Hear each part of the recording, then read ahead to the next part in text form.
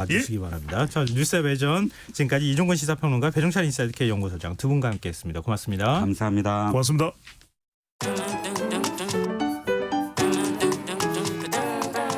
일일 시사권장량 채워가세요. 골고루 담았습니다. 당신만을 위한 하루 시사 김성환의 시사야. 우크라이나와 이스라엘 전쟁으로 국제 정세가 불안정한 상황에서 어제 서울에선 한미 외교장관 회담이 열렸습니다. 그리고 다음 주 윤석열 대통령은 에이펙 정상회의를 시작으로 연말까지 순방 외교를 이어갈 전망인데요. 구체적인 일정은 어떻게 되는지 또 어떤 논의들이 오갈지 민정훈 국립외교원 교수 연결해서 얘기 나눠보겠습니다. 교수님 안녕하십니까? 예, 안녕하세요. 네, 한미 외교장관 회담이 어제 끝났잖아요. 어떤 얘기들이 오갔는지부터 좀 소개를 해주셨으면 좋겠습니다.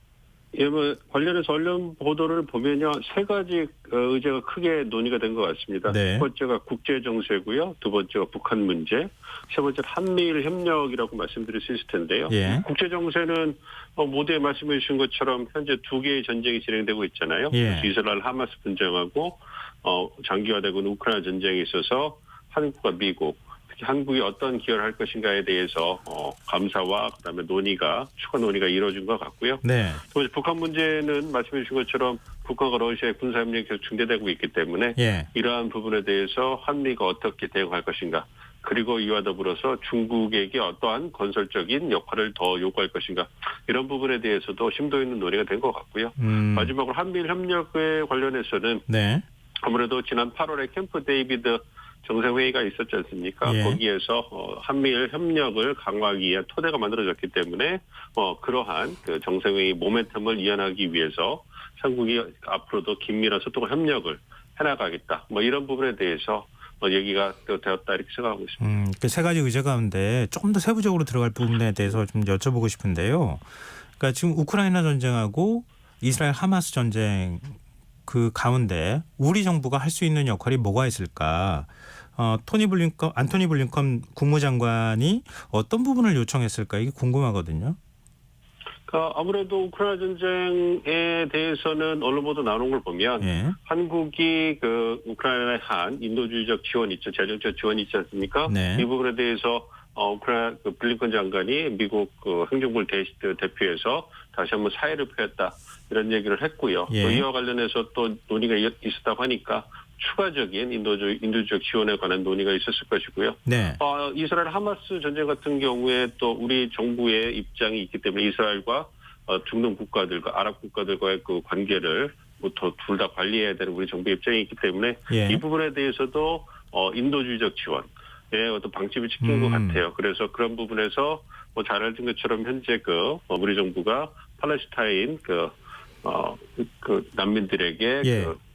상당 200만 불인가요? 그 인도주의적 지원을 이미 했고, 예. 추가적인 인도주의적 지원도 할 수 있다, 이런 의견을 얘기하고 있기 때문에 이러한 인도주의적 지원을 중심으로 해가지고 논의가 진행된 것이 아닌가, 이렇게 생각하고 있습니다. 이건 그냥 제가 단도직입적으로 여쭤보고 싶은데요. 무기 지원 문제는 논의 안 했을 것 같습니까?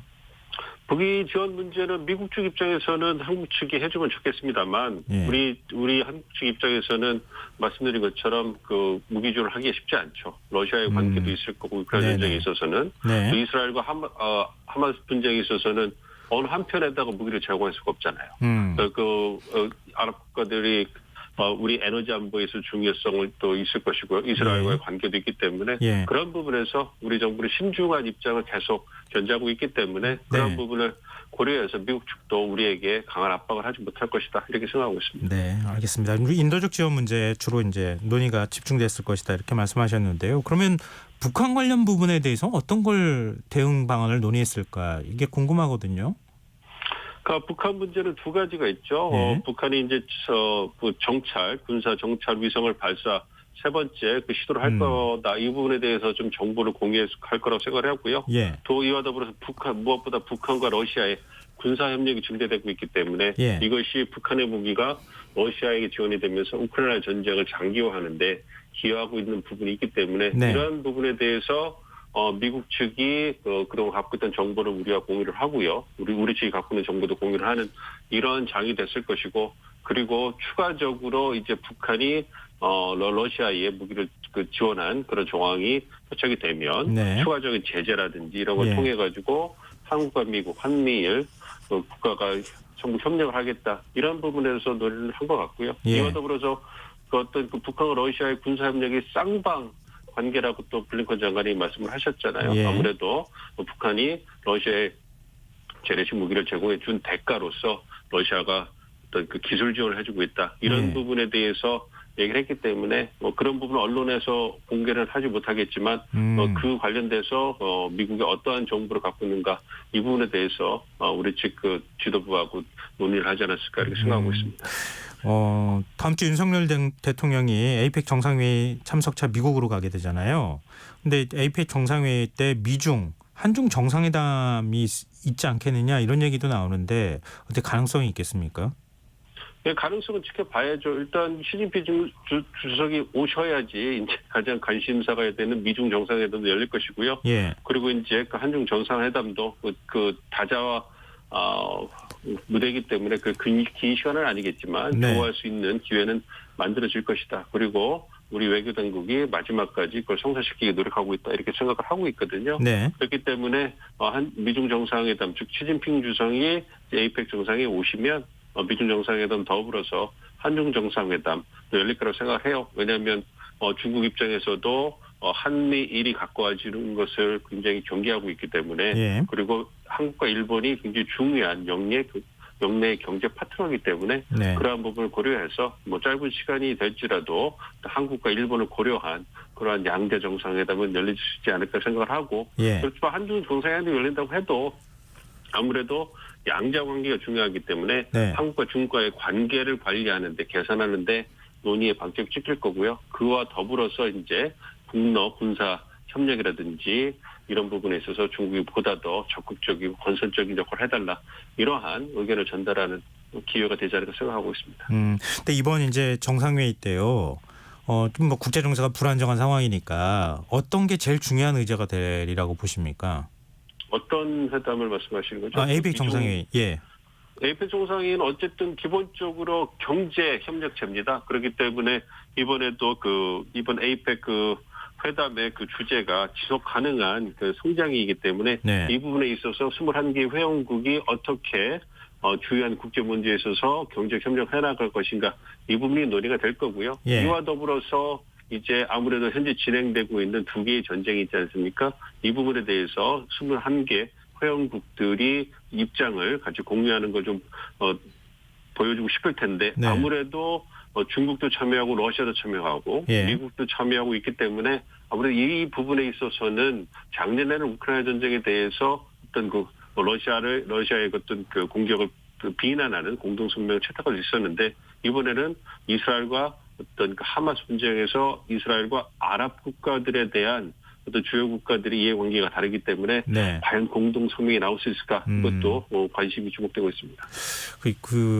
이제 국제적인 컨센서스라고 해야 되나요? 그러니까 공통의 어떤 가치나 합의를 이끌어내기가 매우 어려운 것 같아요. 보니까 유엔 회의 열릴 때도 마찬가지고 이게 당분간 계속 이런 현상들이 나타나겠죠. 그렇습니다. 아무래도 기저에는 미국과 중국의 전략적 경쟁이 있는 거고요. 예. 그리고 그 위에 이제 단기적으로는 러시아와의 관계가 있는 거 우크라이나를 침공했기 때문에 예. 여기에다 중동 분쟁까지 또 발발을 했기 때문에 굉장히 복잡하게 전선이 얽혀 있는 거죠. 그리고 이 세계의 주요한 어떤 국제적 흐름에 어떤 주요 국가들이나 세계 국가들이 어떤 자국의 이해관계를 바탕으로 해서 굉장히 다르게 복합적으로 얽혀 있기 때문에 네. 이러한 부분에서 말씀해 주신 것처럼 유엔이라는 가장 그래도 효과적으로 작동했던 다자 무대에서 어떤 공통의 결과물을 내기 어려운 상황이 왔거든요. 근데 미중 간의 전략적 경쟁이라든지 장기화되고 있는 우크라이나 전쟁 그 와중에서 한미일 아니면 유럽 서방 국가들과의 협력 강화 네. 그리고 중국과 러시아, 북한, 파키스탄 같은 번외 국가들의 결집이 강화되고 있고요. 또 중동을 사이에 두고도 또 이런 진영 간의 어떤 대립이 강화되고 있기 때문에 예. 이러한 부분을 고려해 본다면 단기간에 이러한 어떤 그 진영 간 대립이 고착화 되는 상황은 지속되지 않을까 이렇게 생각하고 있습니다. 이게 다자무대에서 우리 정부가 어떻게 국익을 지켜낼 것이냐 이런 부분들 자연스럽게 관심이 갈 수밖에 없는데요. 미중 정상회담이 만약에 성사된다면 우리나라와 관련돼 있는 문제에서 어떤 의제들이나 논의가 오고 갈지 또 그거에 대해서 우리가 어느 정도 영향을 받을까 이게 궁금하거든요. 큰 영향은 받지 않을 거라고 생각하고 있습니다. 네. 가장 중요한 그 문제는 사실 미중 정상회담이 열리면 양자회담이니까 네. 어떤 미중 양국 간에 걸려 있는 다양한 문제들을 먼저 우선적으로 논의하지 않겠습니까? 네. 중국 입장에서 가장 급한 것이 첨단 기술 분야의 어떤 그 대중국 규제거든요. 예. 그런 부분에 있어가지고 중국은 미국에게 첨단 기술 분야 중심으로 한 디리스킹이라든지 기술 규제, 수출 규제를 좀 풀어달라고 요구를 할 것이고 네. 미국은 절대 받아들일 적 없을 것이고요. 이와 더불어 대만 문제라든지 여태 남중국의 문제라든지 이런 부분에 대해서도 중국의 핵심 이익이 있고 미국도 굉장히 중요한 전략적인 이익이 있는데 그 부분에서 뭔가 좀 접점을 찾기도 어려워 보이고요. 네. 다만 이번에 정상회담이 열린 것은 양국 간의 관계를 보다 안정적으로 관리해야 하는 게 필요하다는 그런 그 공감대는 형성이 됐기 때문에 네. 가장 우려하는 것은 대만해협이나 남중국해 여기에서 양국 군대의 어떤 우발적인 충돌이거든요. 이걸 네네. 막기 위해서 군사 당국 간의 한 라인 그리고 어떤 고위급 회담을 좀 정례화하는 이런 부분에서 공감이 형성됐기 때문에 이 부분에서는 뭔가 좀 협의가 결과가 나올 수 있지 않을까 좀 기대를 하고 있거든요. 네네. 그리고 이제 북한 문제에 대해서 어떤 한반도 비핵화라든지 중국의 건설적인 역할을 요구를 한다고 할 얘기가 나오고 있는데 예. 과연 중국이 미국과 이렇게 다양한 부분에서 첨예하고 대립하고 있는데 그나마 얼마 안 되는 친구 중에 하나는 북한의 어떤 비핵화라든지 군사협력을 러시아가 하는 것을 좀 이렇게 좀 감소시키기 노력하는 이런 부분에 적극적으로 나설 수 있을까? 이 부분에도 의구심이 많이 들거든요. 네네, 그렇기 알겠습니다. 때문에 아무래도 네. 어떤 미중 정상이 열린다고 해도 실질적인 관계 개선은 좀 어려울 거기 때문에 그렇기 때문에 또 한국이 그러한 그 미중 정상회담이 열렸다고 해서 반사이익을 볼 가능성은 크지 않다고 보고 알겠습니다. 있습니다. 이건 마지막으로 좀 여쭤보고 싶은데요. 지금 윤 대통령이 에이펙 정상회의 참석하고 돌아왔다가 다시 프랑스, 영국, 네덜란드 국빈 방문을 예정하고 있잖아요. 지금 11월 28일 날 부산 엑스포 최종 그 개최지가 선정이 되지 않습니까? 이게 영향을 좀 줄 수 있을까요? 아무래도 최후까지 노력을 한다 이런 우리 정부 최후까지 노력한다 이런 모습의 어떤 가시적인 성과가 아닌가 좀 보고 있습니다. 그래서 프랑스, 유럽 계속 방문을 하시면서 네. 최후까지 아무래도 부산 엑스포를 유치하기 위해서 예. 중간에 있는 부동표라고 할 수 있죠. 부동표를 끌어오기 위한 그런 노력. 그리고 만약에 1차 투표에서 과반을 획득하는 국가가 없으면 2차 투표로 넘어갈 거기 때문에 이때는 아무래도 우리에게 보다 더 열려있는 그런 국가들이 많을 수 있기 때문에 알겠습니다. 그러한 것을 포서로 두고 계속 접촉을 하고 있기 때문에 알겠습니다. 최후까지 노력하고 있다는 말씀 드리겠습니다. 네, 오늘 말씀 고맙습니다. 예, 감사합니다. 네, 지금까지 민종훈 국립외교원 교수였습니다. 김성환의 시사 1부 순서 여기서 마무리하겠습니다. 전 11시 정각 2부에 다시 오겠습니다.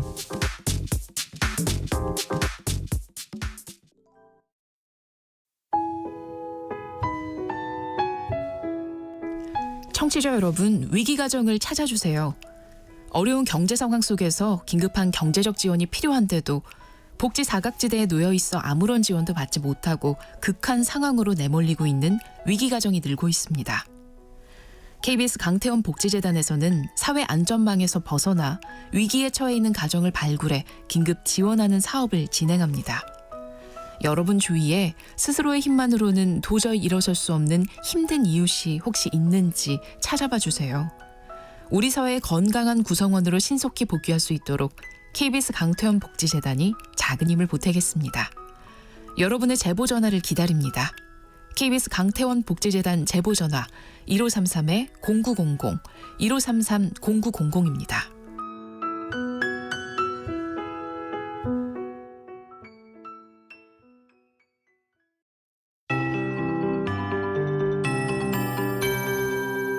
KBS 58분 날씨.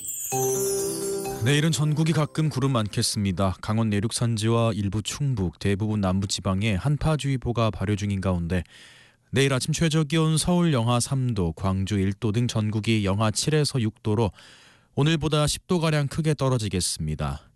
중부지방과 남부 내륙은 영하권을 보이는 곳이 많겠고 서리가 내리거나 얼음이 생기기도 하겠습니다. 농작물 피해 없도록 대비하시기 바랍니다.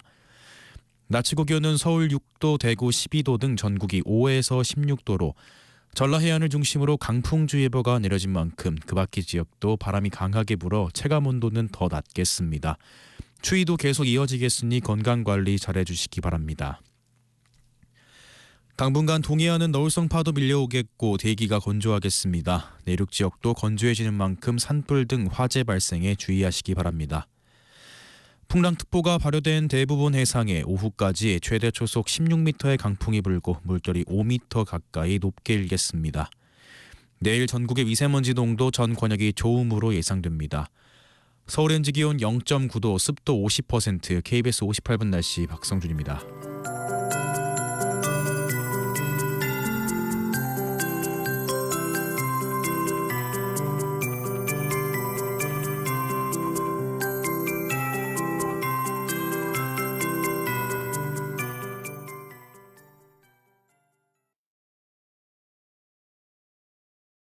정성을 다하는 국민의 방송 KBS가 11시를 알려드립니다. AM 711kHz, FM 97.3MHz, KBS 1라디오입니다. HLKA.